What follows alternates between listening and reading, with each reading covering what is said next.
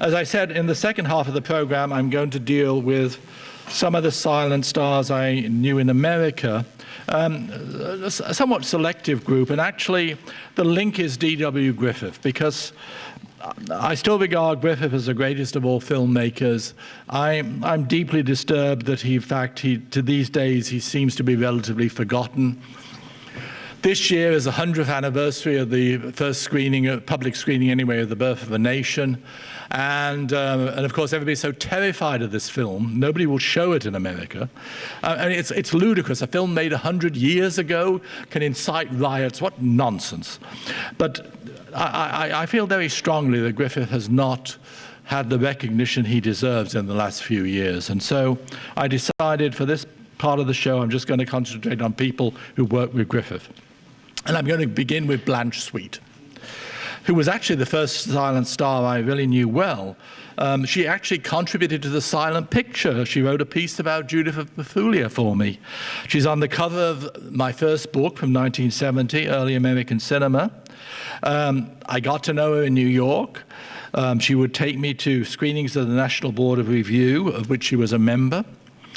And on April 1st, 1975, I made my first television appearance with Blanche Sweet on a local program, Panorama, in Washington, D.C., and I still have the kinescope of that show. Blanche's real name was Sarah Blanche Sweet. She was born in 1896, brought up by her grandmother. She joined American Biograph in 1909, making her first appearance as an extra in A Corner in Wheat.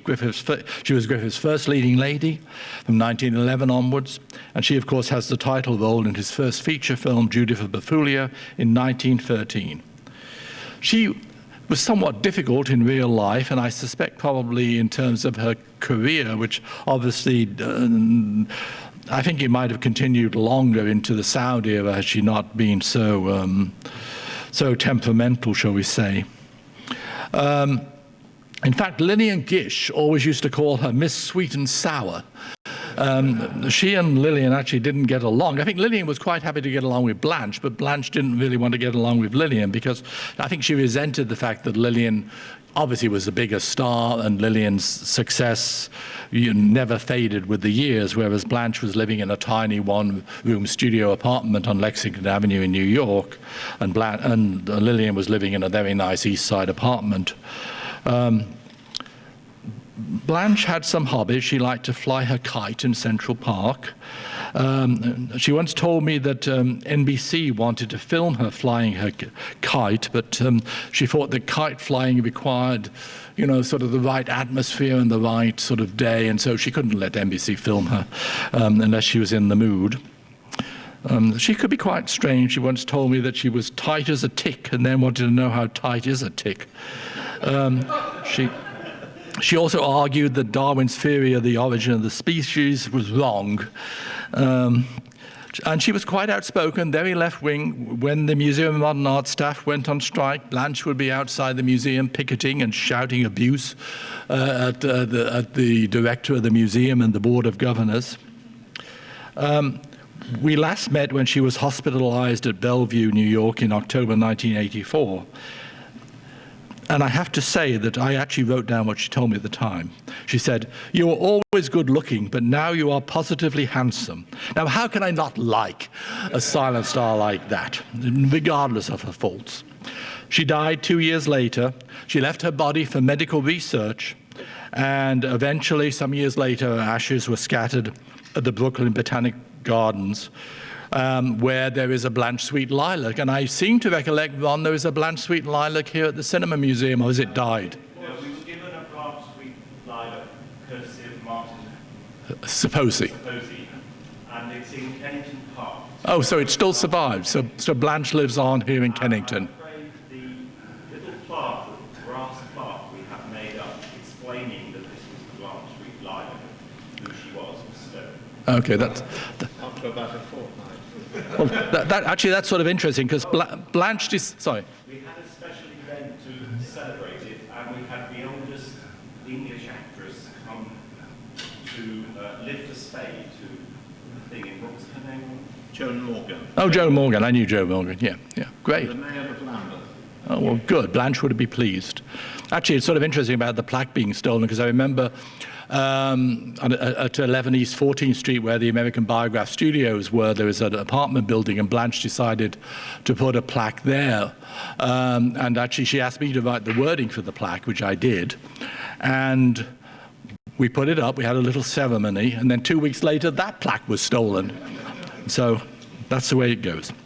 Anyway, so I always wanted to make a little film about Blanche Sweet, which I did. And basically, it's nothing more than Blanche talking about her career and her life. It was filmed in 1982, as far as I remember. And I also remember that Blanche was very proud. She looked beautiful. She didn't need makeup. She looked beautiful, but she always wanted to wear makeup, and she loved her false eyelashes. She always wanted to wear false eyelashes. And so she let me and the film crew into the apartment early in the morning. Then she went up to Bloomingdale's department store to have the ladies there put on her makeup and her false eyelashes, and then she took the bus back. I mean, that was Blanche. So anyway, we're going to start. The portrait of Blanche Sweet runs about 30 minutes or so, and I've cut it down. I've taken some footage out of it, so now you're going to see about 18 minutes of Blanche Sweet just talking about various aspects of her career. Hope you enjoy it.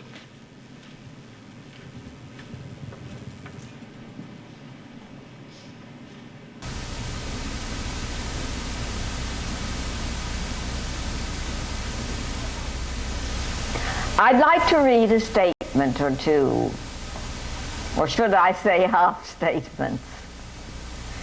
Two questions people ask.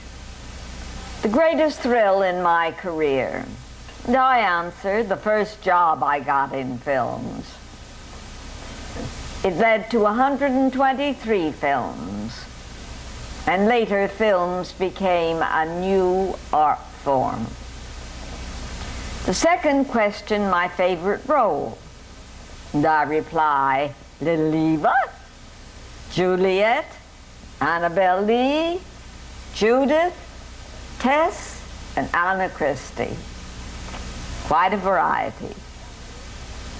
I never won an award. Oh, just a brightly colored Mexican bridal. But Emerson wrote, the award of a thing well done is to have done it. And I have hoped to end my existence here, as Yeats expressed it, an acceptance of life and death by such men as come proud, wide-eyed, and laughing. Beautiful. My politics, I'm a liberal, verging on a radical, a Yankee rebel. It started here in 1640 and is nowhere near ended. I have great sympathy for Indians. The government is slowly righting the wrong. And one woman had great effect on my ethics. She was standing on the curb of Hollywood Boulevard, drab and weary-eyed, waiting for the traffic light to change.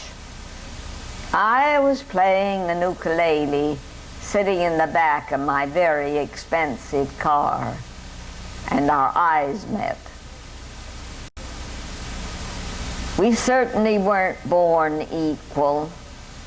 Why was there such unfairness? We were both thinking the same thing. Why? Why?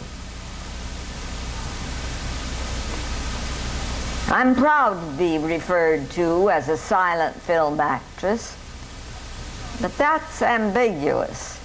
Having started my career at a year and a half, carried on the stage in blue jeans, where I'm sure I gurgle something, continuing to manage coherently for several years in the theater.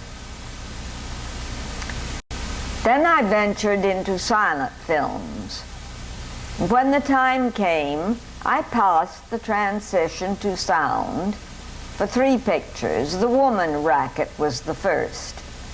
I'd like to see it. There have been many references to it recently in my mail. Then I returned to the stage for several years, where I fell in love with Raymond Hackett, and we married. And he taught me a lot about theater. Along the way, I wandered into radio for a year, and I'm still lingering in television.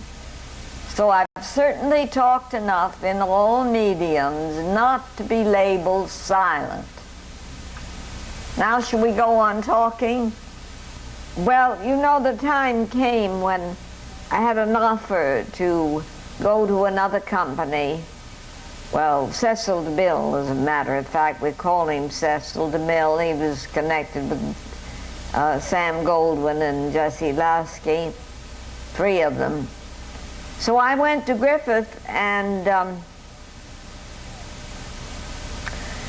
said, I have this offer for an awful lot more money than you're paying me.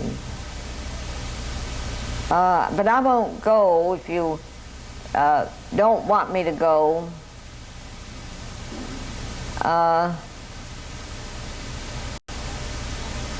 And he was getting ready for Birth of a Nation. And I was to be in the Birth of a Nation. And he said, yes, go on, go. Take it, fine. And I was so shocked because I hadn't expected that. I thought he was going to plead with me and get down on his knees and say, don't go, you know, that sort of thing. And instead of that, he just said, go. So, by golly, I went, you bet I did. I didn't need a second telling. Well, anyway, I had other interests at that time, too, which made a difference. And I went over to, as I said, to Cecil DeMille to work. And I was touch and go. I was scared. Now, you see, I'd been with Griffith. I had worked for 5 years with the man. I knew every thought he had inside of his head.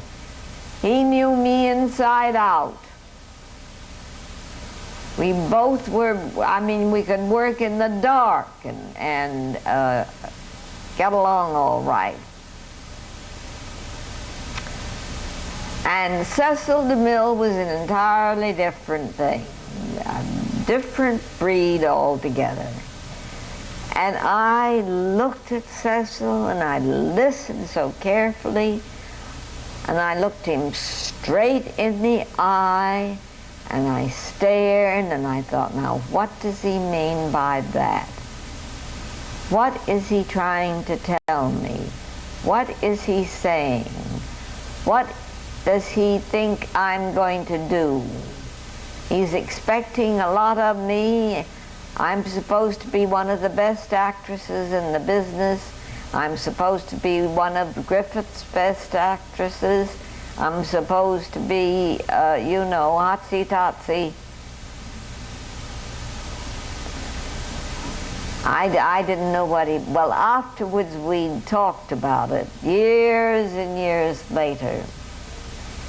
And Cecil said, you know, he said, I was scared to death of you. And I said, why? And he said, well, I'd never worked with you before. You had worked with the greatest director in the business. You knew everything. I was scared of him and he was scared of me. Well, I won't say I know a good director when I see one. That's not true. I know a director I like and is a good director. And I found a director that I liked and directed well, and that was my former husband, Marshall Nealon, who was a whopping good director. Cecil was pretentious, very pretentious, and this man wasn't. And we worked well together, and we finished out my contract, which was 2 years at the so-called the Mill Company, and then we left because we both wanted to work independently. We wanted to work to be able to choose our own stories, to choose our own directors, our own actors, our own everything, to do what we wanted to do. I liked the idea of working at MGM. They made, at the time, they made the best pictures there were. They didn't begin with and they didn't end with them, but they did at that time. And, but Marshall and Louis Mayer were prenatal enemies. And those two men couldn't get along in heaven together with halos on.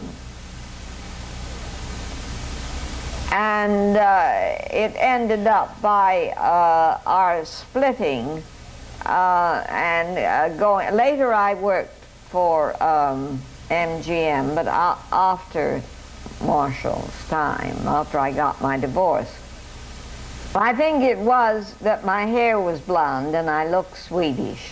But I knew Tom Ince well, and he asked me to do the part of Anna Christie. And I fell practically in his arms and said, oh yes, I wanted to do it. Eugene O'Neill's, at that time, one of the best plays he had ever written. John Griffith Ray was a charming man, a lovely man, and a very good director, but he hollered. And I had always been accustomed to working with people who kept their voices down, they didn't holler. And I went to Tom and said, you know, it meant money to retake. And I said, there's a whole day's work, Tom, that's got to be done over again. It's not good. It isn't good. It's got to be done over again. Oh, no, he didn't measure it done. Now, I said, yes, it has. And so it came to the point, Tom was a gambling man, and it happened that at that time I was a gambling woman. And I said, I'll tell you what I'll do. I said, I'll gamble my salary. Salary or no salary. And we tossed a coin, and I won.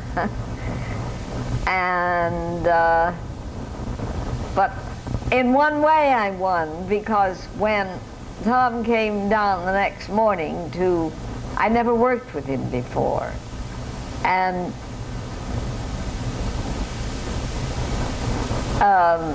John Griffith Ray used to use a megaphone, not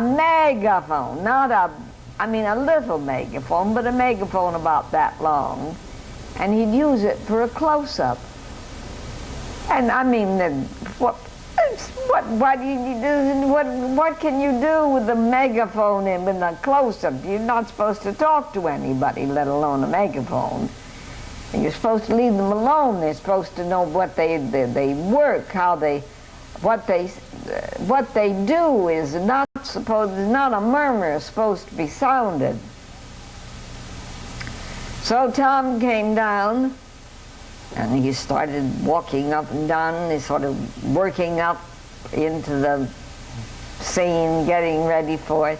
And then he started, and he hollered louder than John Griffith Ray could ever holler. And there was, I thought, oh my goodness, what have I gotten myself into? I can't say stop, don't say anything more, just let it go. So we worked all through it, and we had the two hollering forms of the thing. But that was all right. I was both fond of both men, especially Tom, because I knew his wife and his kids and used to play tennis with them and so on. I'd forgotten, I was doing something in London and had gone over, I hadn't gone to it, but Anna Christie had just opened in London. And there was a fashionable, bad place to go to. And we went down the stairs, and there were a lot of the girls of this evening wandering around. And they all, first one came, and then quite a group of them. They didn't ask to sit down. They knew me. I was one of them. And they had seen Anna Christie. And it was the greatest compliment I ever received, really and truly. Because they talked to me as if, well, like you'd talk to me, or you would talk to me. I mean, just exactly like someone that knew exactly what went on and how it went on, everything about it. I was very gratified, and I thanked them all very much. And at one time, the whole table was full of them. You know, they say everyone's born equal. Now, you know darn well they're not born equal. They're disabled, or they're retarded mentally. How are they born equal? There's no such thing as being born equal. I read to you earlier about the woman standing on the street, and I thought how unfair, how unjust.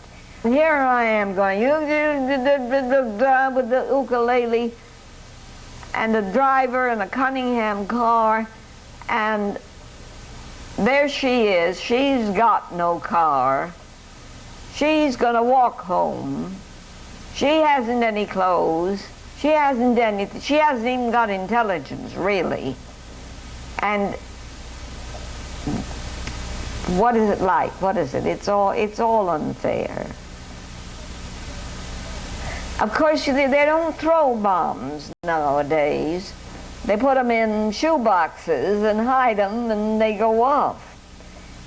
Fortunately, they don't hurt. I don't want to hurt anyone. I'm not anxious, but I am anxious to have a more equal world. And I thought a long time ago that to have anything that you want, you've got to fight for it. You can't be still.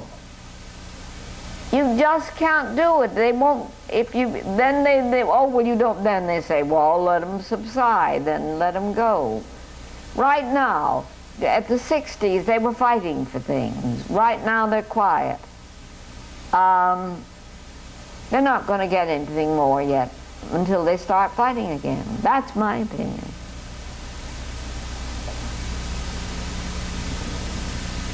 There's a tear.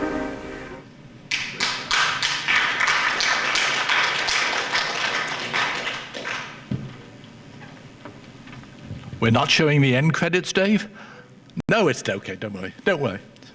All right, carry on. In Hollywood, a million dreams are born with each day.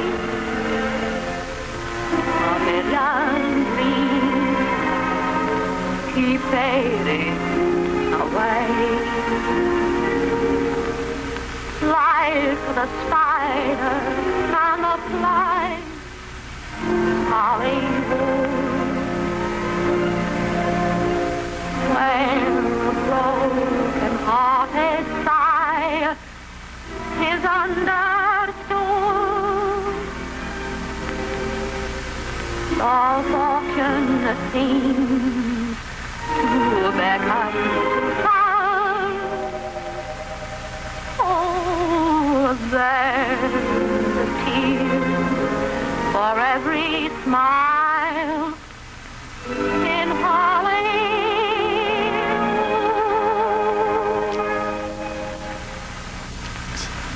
I just wanted to hear Blanche Sweet sing, so I insisted we have to have the end credits. Okay, now the next film I'm going to show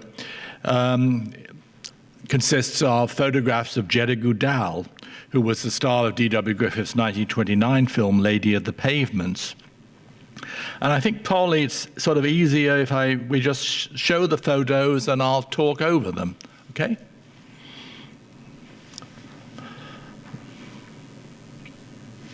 So here's Jetta. She was born into a wealthy Orthodox Jewish family in Amsterdam in 1891.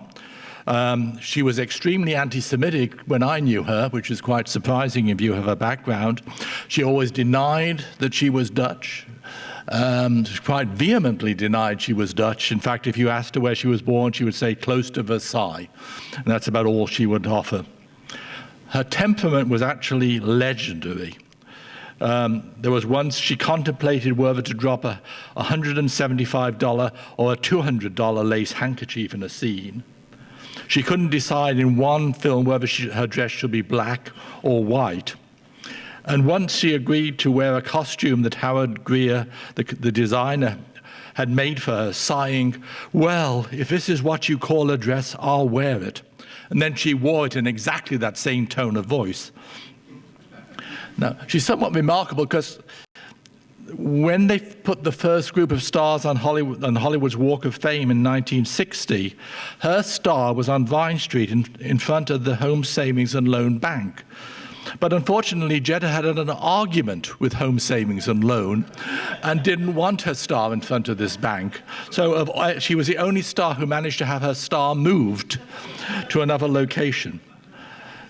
Dinner with Jetta was quite an experience because whatever happened, everything was wrong. She would go to a restaurant and they would seat us in a booth, but she wanted to sit at a round table. And she would have a temper of titanic proportion. She refused to eat anything. Here she is in old age, as I knew her. Her telephone conversations would last an hour or more. She would not stop talking. In 1930, she married Harold Grieve, who was a costume designer and art director. He actually worked on Ben-Hur, worked with Ernst Lubitsch on Lady Windermere's Fan, and also designed the sets for Valentino's Camille. And she always referred to Harold Grieve as Daddy. And she was Mrs. Daddy. And and every time anybody tried to praise Daddy's work, she would always point out, behind Daddy is Mrs. Daddy. And at one point, I remember there was one evening when Bob Gitt and I were at their apartment with some other people, and she got so angry with Daddy, she told him to go to his room. So here we had this poor 70-year-old man being told to go to his room by his wife. It must have been a strange relationship because after Jetta's death, Daddy would spend most of his days at a beach club in Santa Monica to which they had belonged, and he would like to sit and watch the young boys playing volleyball. And he would sit for hours watching the young boys playing volleyball, and it was sort of embarrassing if he invited you there because you kept thinking, I don't think these young boys like you sitting here watching them, but anyway, he did. She died in 1985, he died in 1993. Okay, let's move on to another D.W. Griffith star, Marjorie Wilson, who played so very different to Jetta. She was intelligent, literate, born in Kentucky, where, of course, D.W. Griffith was also born. She plays Brown Eyes in Intolerance. One tends to forget that you think of Intolerance and you think of the modern story with Mae Marsh and Robert Harron, or you think of The Fall of Babylon with Constance Talmadge, but there's also the other story. Well, there's two other stories, but there's the other main story of the massacre of the Huguenots on St. Bartholomew's Eve in Paris, and the leading lady in that, as Brown Eyes, is Marjorie Wilson, playing opposite Eugene Pallette, in fact. That was actually Marjorie Wilson's first screen appearance. She later went on to be William S. Hart's leading lady, and she also became a film director. She made 2 films in Vermont in the early 1920s. She's self-described as a bookish person. She wrote many volumes in later years on self-improvement and charm. In fact, was an international authority on charm. And with the coming of sound, she taught elocution. And she told me, in fact, that she helped John Gilbert lower the tone of his voice, which I find very interesting. I've not heard anybody mention that or any written reference to it, but that's what Marjorie insisted. So this is when Jeffrey Goodman and I were making a film called Silent Feminists, which was about America's first female directors, we filmed Marjorie Wilson, and she was very old, as you can see, rather frail. And in fact, when we got there, I thought, oh God, this is going to be dreadful. She's wearing a dressing gown, and she seems almost like she's asleep. But the moment the lights were turned on, she woke up and she became very animated. So we filmed her talking about her work as a director, but at the same time, I took the opportunity to film her talking about the making of Intolerance. And this is really basically unedited footage. But it's really the only footage that exists of Marjorie talking about D.W. Griffith, her role as Brown Eyes, and the making of Intolerance. Okay, thanks, Dave.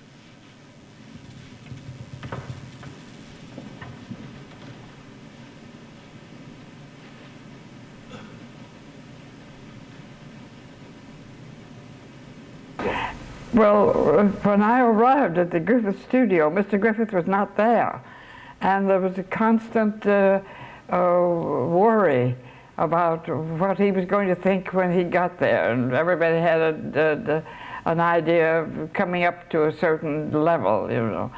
And so they moved my dressing room in the middle of this. And so I was carrying a load of books. Everywhere I go, there's a load of books, you can imagine. So I stumbled and dropped all these books. And I knelt down to pick them up, and I saw a very beautiful pair of shoes on a man. Nobody else had such shoes on. I knew instinctively that that was D.W. Griffith in those shoes. And that was true. It was he. And so when I realized that that was he, and that here I was, a dusty mess, you know, carrying books from one location to another and all, I just sat back in the middle of this mess of books and said, oh, it was terrible. And it was sobbing, you know. And so I made a perfect fool of myself. But Mr. Griffith leaned down and put his hands on my shoulders and lifted me up. And he said, now pull yourself together and then come in and see me. I've heard about you and I want to talk with you. He was like that. He was always soothing the people down and telling them what they wanted to hear. And he just had that sensitive manner and way about him. And that's why everybody adored him. Oh, he would talk about the worship. People the people who worked for him just worshipped him. And there was never a man had such an adoration as D.W. Griffith had. If he had asked us to go into a fire, we'd have walked into the fire, you know. We'd have done anything that Mr. Griffith asked us to do. And it was a beautiful experience. Well, now that was a tremendous thing. That was a 2-year job. Mr. Griffith was making Intolerance for almost 2 years. It was over a year and a half. And What part were you originally to play? Well, I was going to play another part. And when it came time to shoot that scene, why, the girl who had been rehearsing it became very hysterical because she thought she was going to play the part because she'd been rehearsing it, you see. And so when Mr. Griffith sent his aide to me and said, put on your makeup, and threw this costume at me and said, put that on and come on the set, I said, well, this girl thinks she's going to play the part. And he said, well, she's not. So I said, was when she heard that, she fell down on the floor and bit her own flesh, and she became hysterical. I'd never seen anybody in hysterics before. And so I said, oh, my heavens above, give it to her. Give her anything. Let's not have this awful scene. So anyway, he stopped this and gave the character, right on the spot, he created the character of Brown Eyes. And for just what he was going to do, he just waved it aside and created the role of Brown Eyes for me. And which is, as you probably know, is what the people recognize even today, 40 years later. I don't remember, wasn't it you who took me to the museum theater over there?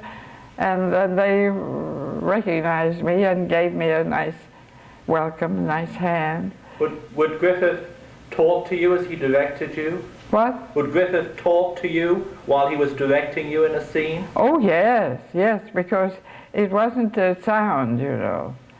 It was silent, and so his direction was largely silent. He was talking all the time. What would he tell you? Well, he'd say, you come forward, you get more in the light. He would say, that would seem to be what was on his mind more than anything else, was to get people to come into the source of light. And then he would say, well, now repeat that and say it a little louder, because he realized that people could read your lips, even though there was no sound. That people could see what you were saying and follow the story by the sound, by watching your mouth.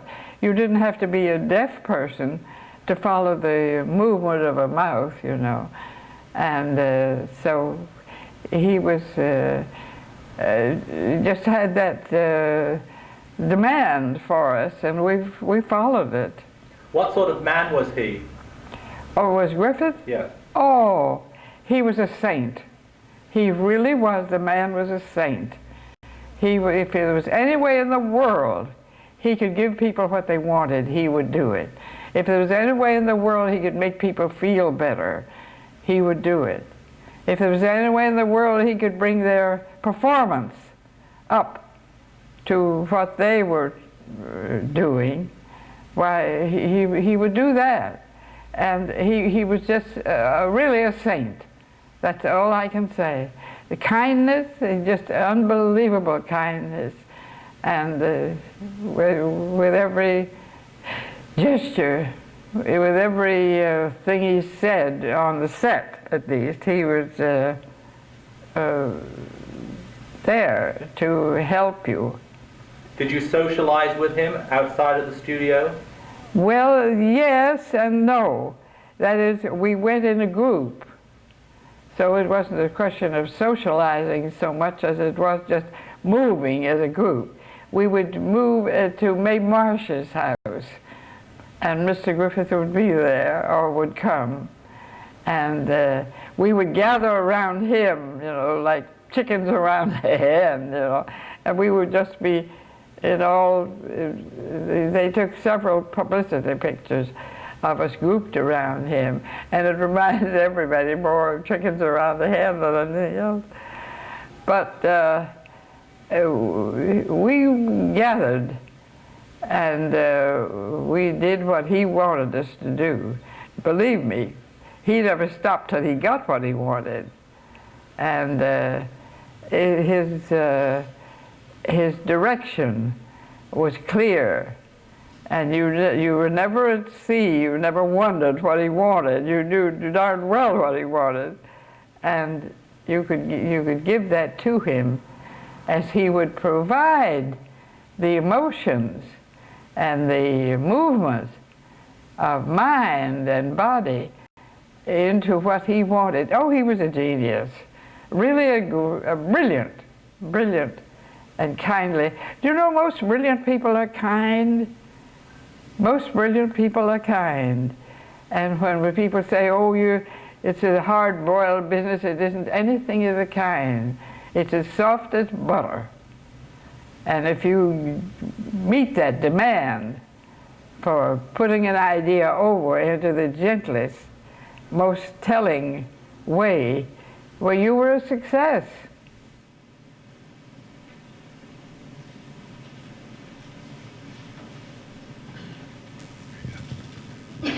That was a painting of Marjorie Wilson with her daughter, who actually died of lung cancer. And I was sort of surprised. Margie could be very cold at times because, you know, you said, oh, that's so terrible, your poor daughter. She said, well, she deserved it. She shouldn't have smoked. So, you know, quite amazing. Anyway, we're going to end, obviously, with Lillian Gish, because how can you talk about Griffith without mentioning Lillian Gish? I always remember Lillian coming to our house once, to where Bob Gitt and I live, and she took one look at our house and said, truly you live in beauty. And we were just so overwhelmed. But then we discovered she said the same thing every time she went to anybody's house. So,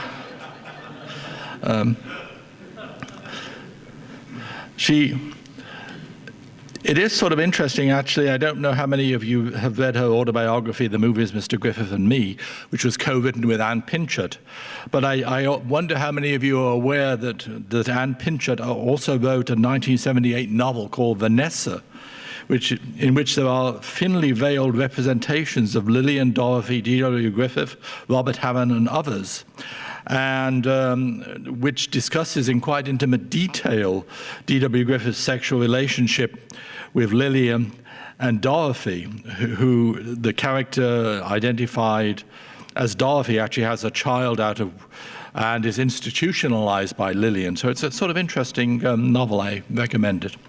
In fact, I remember once we were having lunch with Lillian and her manager, Jim Frazier, and DeWitt Bodine and Herb Stern, and Anne Pinchot's name came up, and Lillian said, I hear she's publishing pornography now. So. Her last film, of course, was The Whales of August in 1987, but in fact, that wasn't her last film. You're going to see her last film now. In 1989, I was approached by Richard Edlund of Boss Film, and he had been approached by a Japanese company to make an epilogue to Intolerance. The Japanese were doing a special presentation of Intolerance in Tokyo, which was going to have a symphony orchestra, a large live choir. And after the screening, they wanted to present a 70mm, 10-minute short as an epilogue to the film. And Richard Edlund came to visit me, and he explained that what they wanted, they didn't want any talking heads. Basically, the only person who would be seen on camera was Lillian Gish, and or whose voice would be heard was Lillian Gish. And it was a visual presentation. I mean, there were some weird requirements. The Japanese wanted a lot of doves in the film, and they also wanted to bring in a communication satellite because it was sort of related to the business of the company that was financing it. And I said it was a bit hard to bring a satellite into a film about D.W. Griffith, but we actually managed it. And so basically for Lillian, we were very lucky. Terry Sanders had made a film called Lillian Gish, An Actor's Life for Me a few years earlier. And in fact, I worked on that film as the consulting historian. And so we were able to use some of the footage from that film. But there were one or two linking lines that we desperately needed Lillian to speak. But Lillian had now retired completely. She didn't appear in public. She never left her apartment. But she and her manager, Jim, agreed that a sound engineer could come into the apartment, place a microphone there, and then the sound engineer would sit outside in the corridor recording these lines, which I wrote. So the last words that Lillian ever spoke on screen were written by me. and you can actually tell as you watch the film which lines I wrote, because Lillian's voice changes; it gets a lot older. They're not really my lines at all, because what I did, I went through what Lillian had written or said through the years, and I basically based what I wanted her to say on what she herself had written or said years earlier. So, to end, we're going to watch this, which I really, I must also mention. This was actually, of course, presented in Tokyo. It was presented in 70 millimeter, and obviously Lillian's voice is on the track, but they actually had a live choir and a live orchestra accompanying this short as well. The film I don't think was ever been released outside of Japan, but luckily I had a VHS tape and I've copied it for tonight's screening. And as you will see, it's obviously letterbox because it's widescreen in 70 millimeter. It makes use of triple images at times. And the Japanese choir are obviously singing phonetically in English, so occasionally you have to sort of smile a little bit at some of their interpretation of some English words. Anyway, I think it's, quite frankly, it's made by Richard Edlund, who gave you Ghostbusters, but I think this film, this little 10-minute short, even despite my contribution to it, I think it's really a wonderful film, and I think it's a marvelous way to end this evening. But of course, afterwards, I'll be happy to answer some questions for you. So please, Dave, let us see this marvelous epilogue to Intolerance.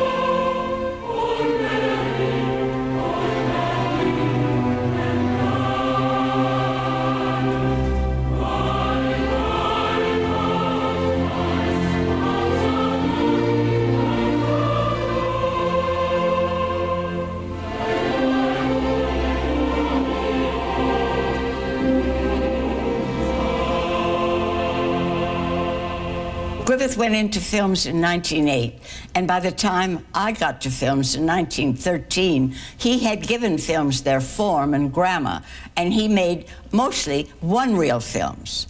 When I was there in 1913, he made a two-reel film with me, and the management didn't care about that.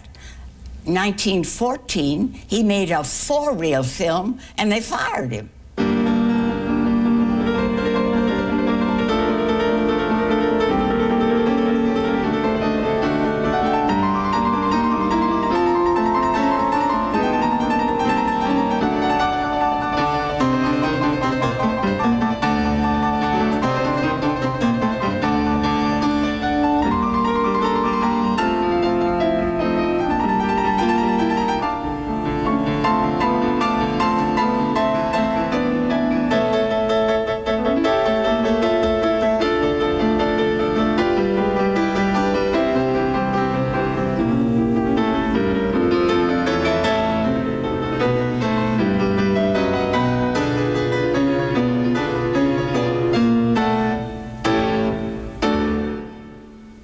The Birth of a Nation was the greatest success films ever had.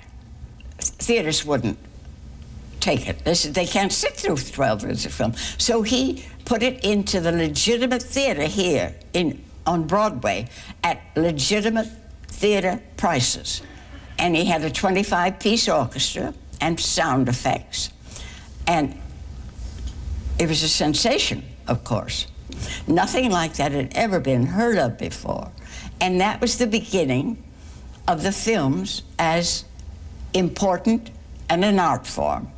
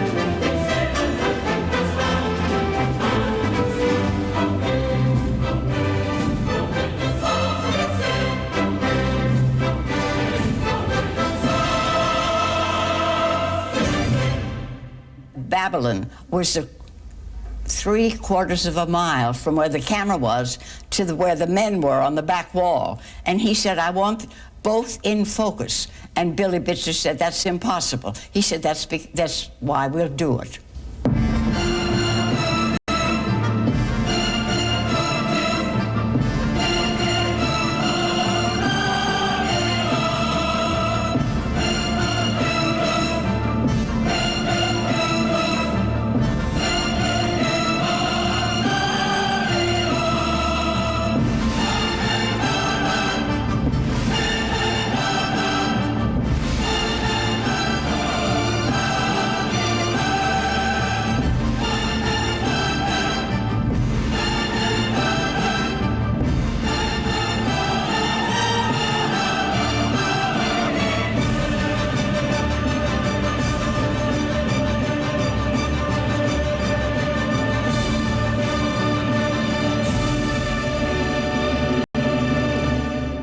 It still remains the greatest film ever made. Mr. Griffith was the hardest working man I've ever known. He evolved different ways of using a close-up, of using a camera, of using anything which would tell a story. He came from the theater. But it dawned on him that there was no proscenium art in motion pictures. His art was the sun, the moon, and the stars.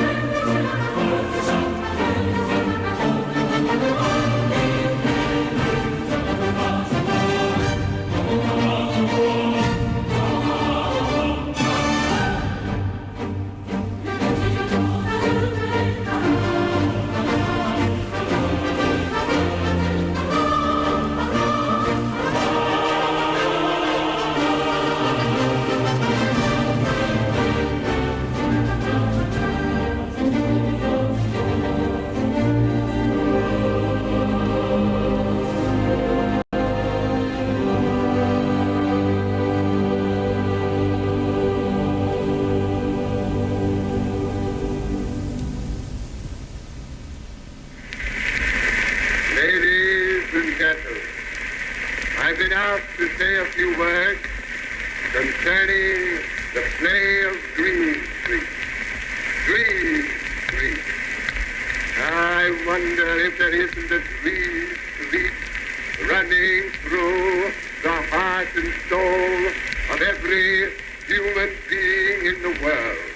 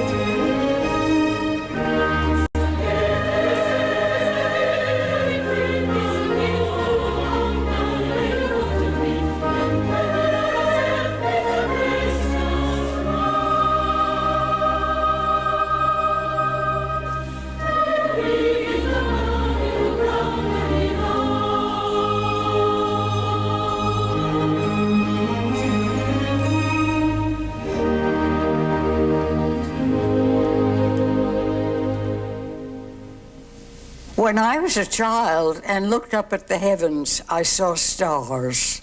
Now, we walk on the moon. There are satellites up there, bringing all mankind closer by communication. Just think what the future holds.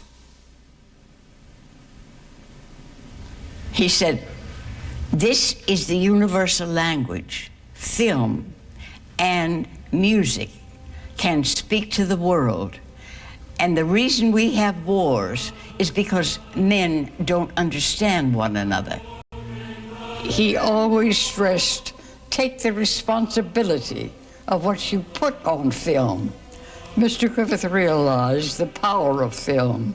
He knew if properly used, it could end wars and bring peace to all mankind.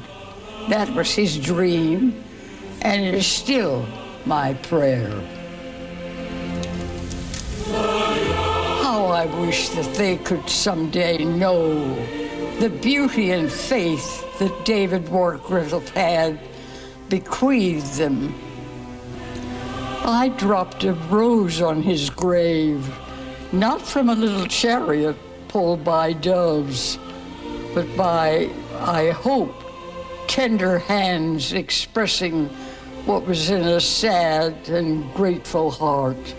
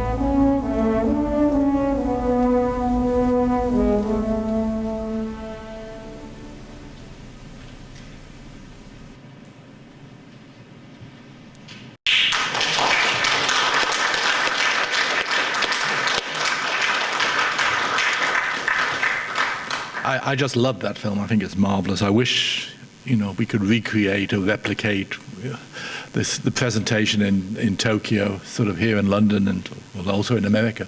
Anyway, that's all I have to say for the moment.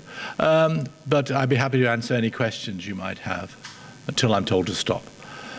Yes, in the back there. Oh, you have to have a microphone, I'm told, before you're allowed to talk. You said that the Blanche Suite was originally 30 minutes? Yes, about 30 minutes. So what have you cut? I mean, I could have used more of Blanche Suite. She was terrific. I mean... I didn't want it to go on too long. Basically, I cut the whole sequence where she talked about her grandmother, excuse me, and her childhood and the San Francisco earthquake, and also about working with D.W. Griffith. So I just thought it went on too long, even though I made it. So, okay. Anybody else? Nobody? Oh, here's, okay. Oh, you have to wait for the mic. I'm told I have to tell you to wait for the microphone. Thank you. Okay, Tony, you've had a absolutely wonderful and enviable career and life, and you're still having it. But is there anyone, any director or star or any specific period that you haven't covered that you want to, and if so, why? Well, I mean, I think my only regret sometimes is when I spoke to people, you sometimes would have a limited time for an interview, and then many years later I'll realize, oh, I should have talked to that person about this film or that film, and people will say, why didn't you talk to them about, whatever? And I say, well, I didn't think about it at the time, and that I do regret. Actually, I think in terms of British cinema, I think the one person I always regret that I could never persuade to talk to me was Nova Pilbeam. Well, I did actually speak to her on the telephone, and we had two telephone conversations. One in which she said absolutely not, and the second one in which she said I'm busy.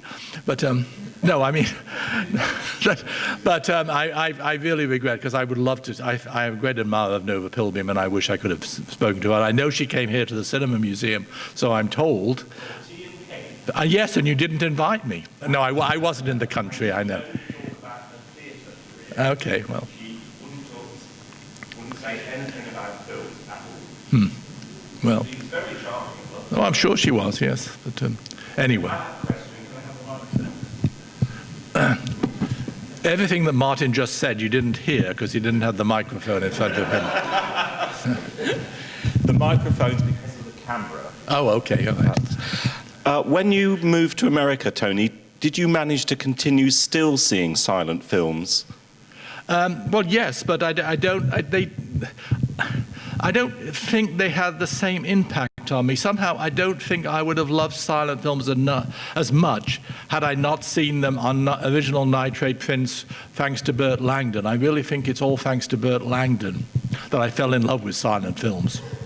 I mean, obviously, I continued to see silent films in America, but generally they weren't nitrate prints, and the situation and the settings were different. Okay, I was just curious if you come across anything similar or equivalent to Burt or Frank. I don't. Well, I mean, I do know one or two film collectors in America, but I don't really know anybody who specialized in silent film. No. Right, okay. Can you think of anybody, Bob? Oh, well, David Bradley. Oh, well, we could talk about David Bradley for hours. I forgot about him. David Bradley, actually, he's the guy who sort of discovered Charlton Heston. He made two films, Julius Caesar and Peer Gynt, with Charlton Heston when they were students together at Northwestern University in Chicago. And in later years, David Bradley, who was quite well off, collected films. He had a fantastic film collection, all 16 millimeter. And he was very eccentric, very weird. And should I tell them David Bradley stories, or are they too offensive? I don't know. All right, more offensive the better. All right. Well, anyway, David had very strong likes and dislikes. One of them was the Los Angeles Philharmonic Orchestra, which he hated. And he lived up in the hills in West Hollywood. And as you sort of drove up towards his house, you could hear the music blasting forth. When you got there, he would say, "Goddamn Los Angeles Philharmonic, worst goddamn orchestra in the world." And he also would have these sort of infamous New Year's parties, which he would film on 16mm. And he would invite various stars, both from the silent and sound era, to come. And why they came, I don't know. And you would go in the house, and the seats had people's names on them. And if you didn't have your name on a seat, you couldn't sit down. So it was somewhat limited in terms of who was allowed to actually sit down. He also didn't want to pay money to cater the affair, so he would actually fly in his mother from Chicago to actually prepare the food. And there was one infamous occasion, I'm going to tell this story, what he would do after he would be filming you at the party, and then next year he would show the films from last year's party, and it generally consisted of him showing the film and saying, "She's dead, he's dead, he's dead," while you're looking, and then he would have a flashlight and he'd say, "She's still alive," and he'd turn the flashlight on this poor old lady or whatever. Anyway, he was doing this one year, and his mother and her friend were sitting in the kitchen, and they were quite tired after all this work, and they were sitting there sort of chattering away quietly in the background, but you could hear it while David was showing his movies, and David was getting more and more annoyed, and eventually he said, this is to his mother, "If you don't shut the fuck up, I'm going to kick your fucking teeth down your throat." At which point his mother sort of stopped talking. But that's what David was like. He was, I mean, it's funny to talk about him, but you know, he wasn't a very nice person. I mean, he had other dislikes. I mean, he was very racist. He taught at UCLA only because he had a film collection. It was the only way they could get his films, was to allow him to teach there. And he had a major fight with a professor there named Howard Suber. So he was always threatening Howard Suber with physical violence, and after Howard Suber got him fired. Anyway, sort of strangely enough, it's sort of odd how sort of one's lives intertwine, because after David died, the lawyers for his estate asked me to actually catalog all his films and all his papers and ship everything to Indiana University, to which he'd left everything.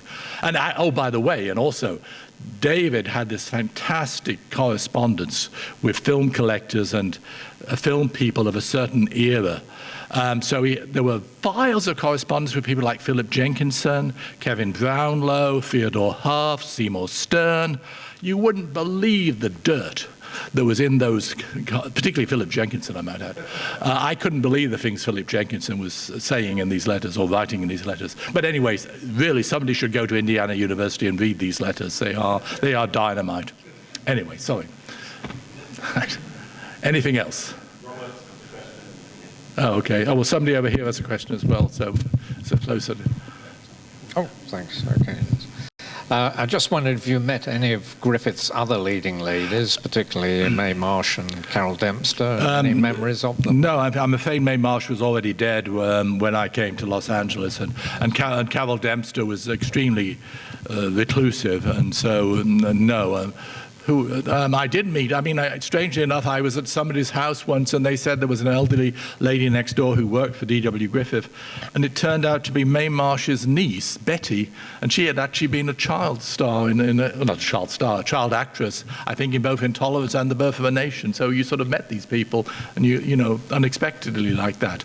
I certainly knew Carl Brown, who was D.W. Griffith's cinematographer, not primary cinematography, but secondary cinematographer on The Birth of a Nation and Intolerance. And in fact, with financial help from a fairly wealthy film collector, I actually shot a 30-minute film in which Carl Brown talks about the making of The Birth of a Nation and Intolerance.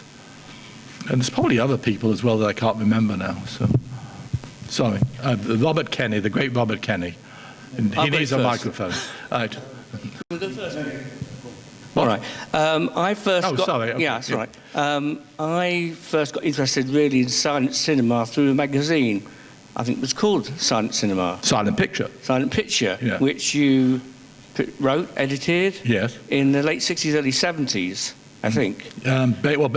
Basically, Paul O'Dell and I founded the Silent Picture in 1968, and it was published through 1973. It was really it's probably the only periodical of the non-silent era dealing exclusively with silent films. And I was amazed looking back at all the famous names that, we had writing for us. We had Blanche Sweet, I think Liam O'Leary, Dilys Powell, a lot of sort of important people. Lottie Reiniger wrote a long piece for us about the making of The Adventures of Prince Ahmed. Jeffrey Donaldson as well, I remember. Oh, Jeffrey Donaldson, yes. He wrote some pieces for us, yes. I think I remember an article you wrote about a man called Raymond Rohauer. Yes.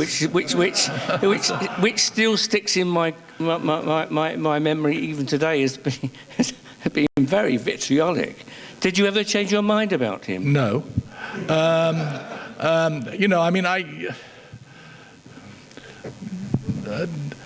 People today don't remember Raymond Rohauer, and they don't remember all the trouble he caused at the time, unfortunately.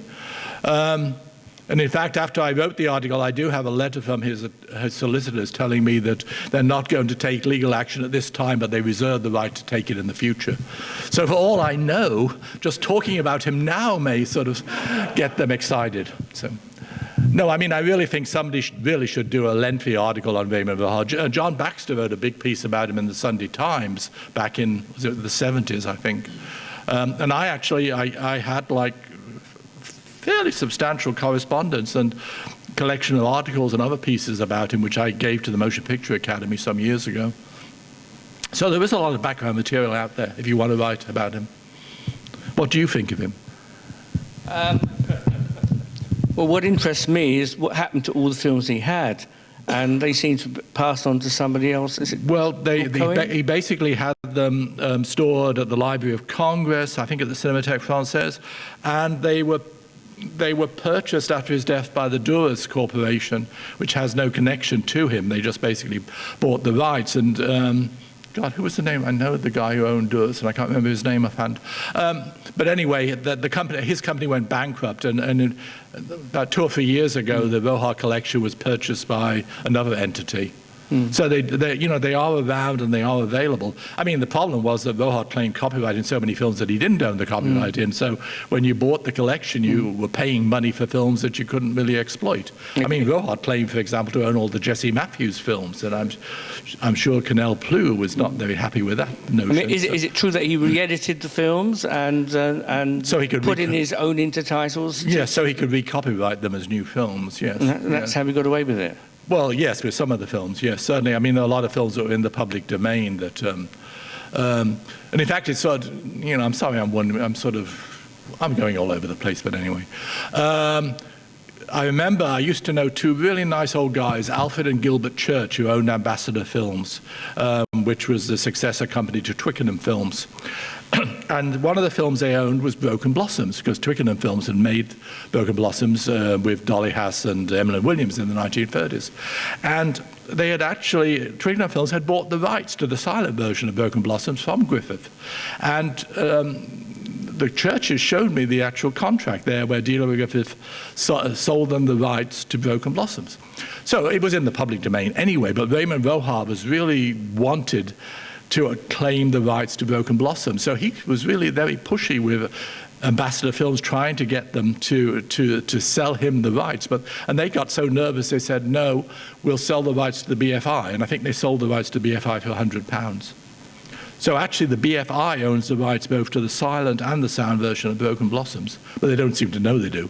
Because I've just seen it up for sale now. It's from Renowned Pictures, and they sure as hell don't own the rights. But anyway, so... Yes, Clyde. You have to wait for the microphone. I know you can project, but you still have to wait for the microphone. Oh, I'm sorry, Robert Kent is next. I'm sorry. All I was going to say, Tony, is that last exchange particularly makes even, I hope, more relevant what what I wanted to say, and that is that you've said tonight that there's so much more you could have said about this, you could have said about that, that you have extensive correspondence and documentation and so on. You also mentioned that you abbreviated some of the clips and so on. And earlier this evening, I was nagging you about autobiographies, and you said, oh, there's lots of this stuff. You know, my involvement in these things is all documented in 2 or 3 of my books. But I even more strongly feel at the end of this evening that we need an autobiography in which Tony Slide is the central character as a meeting place of so many important aspects of the history and the analysis of film from the silent era until the present day, a wealth and a complexity of information that you alone, I believe, possess, and we beg you to put the whole damn lot on paper and on film as soon as possible. And if you want a skivvy, you've got me. All right, I will do the I'll do the donkey work. I do really believe there is enormous. Your last couple of replies have proved that all of this needs to be a matter of historical record, for which we will all be eternally grateful. And I will make sure it gets sent to all the university departments of film studies, which you love so much. Oh yes, I adore them. Thank you, Tony. So yes, no. Well, thank you very much for your kind words, but I think it would be very dangerous if I was to put everything that I know down on paper. Believe me, I know a lot of dirt about a lot of people. Yeah, Clyde. Well, I hate to go back to Raymond Rohau after that, from the sublime to the ridiculous or the monstrous. I just wanted to add to the Raymond Rohau legend from when I worked on the National Film Archive.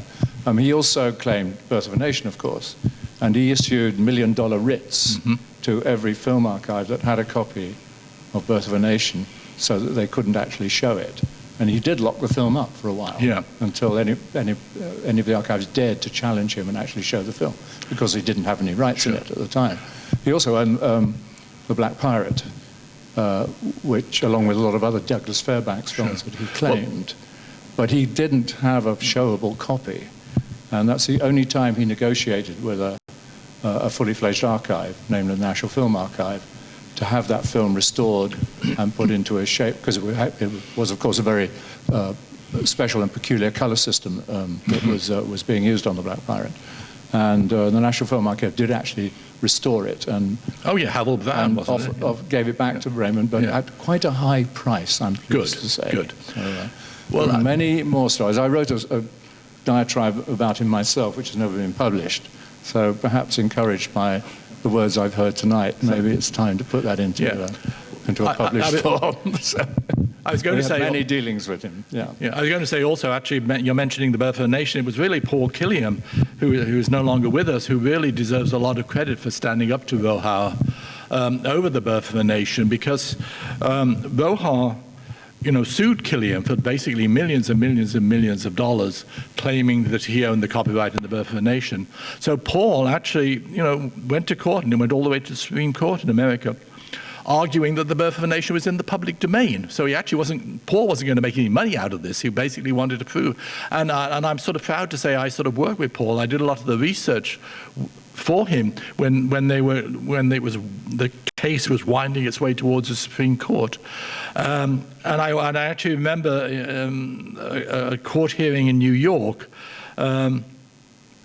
where Lillian Gish and Joseph Henneberry, who played Abraham Lincoln in The Birth of a Nation, were actually giving evidence, and Lillian got quite annoyed because the judge dismissed her evidence as hearsay, and she kept saying, "But I was there," and then you had Joseph Henneberry, and they said, "What part did you play in The Birth of a Nation?" "Abraham Lincoln," and the judge is looking, "You are Abraham Lincoln, sir?" But anyway, the court, let's praise Paul Killiam, quite frankly, for what he did as well, because if he hadn't stood up to Rohau would have got away with an awful lot of things. And also, let's praise Ernest Lindgren, I think, who also stood up to him. Yes, yeah, definitely, yeah. I mean, I have... show it at the National Film Theatre. He defied Rohau, and he got away with it because Rohau didn't have a leg to stand on. I mean, I do, as I get older, I